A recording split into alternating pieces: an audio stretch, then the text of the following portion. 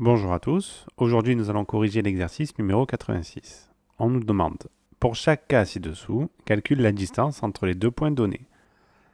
Alors le point A a pour abscisse 8 et le point B, il a pour abscisse 14. Donc comment est-ce qu'on fait pour calculer la distance entre les deux? Donc vous avez plusieurs solutions. La première solution, c'est de tracer une droite et de la graduer. Donc ici on a 8, par exemple, et ici on a 14. Et la distance entre les deux ici, ça va être le nombre de graduations qu'il y a entre le 8 et le 14. Donc on fait comme ça, donc il y aura 9, 10, 11, 12, 13 et 14. Donc on les compte, il y en a 1, 2, 3, 4, 5 et 6. Donc ici, il y a 6 graduations. Donc ça, c'est faisable quand vous avez des petites abscisses, comme ça, une différence entre les deux qui n'est pas très grande. Quand vous allez avoir des grandes abscisses, comme moins 140 et 260, évidemment, il ne va pas tout falloir tracer. Donc dans ce cas-là, comment on fait?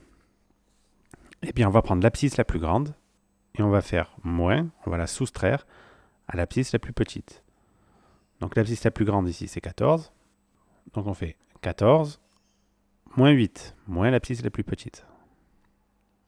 Et donc ça nous donne bien 6. Donc la différence entre les deux est de 6. Entre C et D, qui ont pour abscisse moins 3 et 7. Donc ici, l'abscisse la plus grande, c'est 7. Donc on va faire 7 moins l'abscisse la plus petite. L'abscisse la plus petite, c'est moins 3.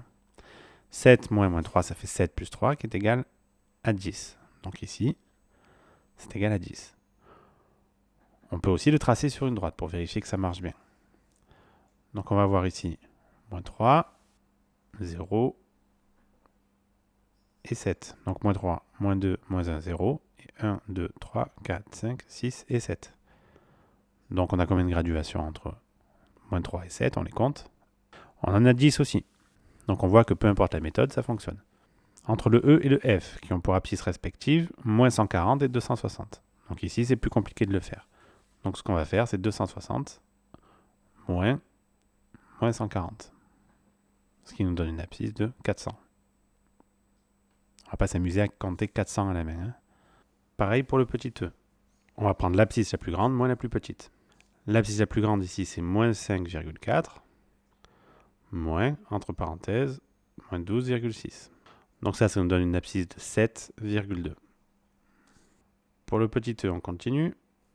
Entre K et L, l'abscisse la plus petite, c'est moins 3,3 moins 8,7.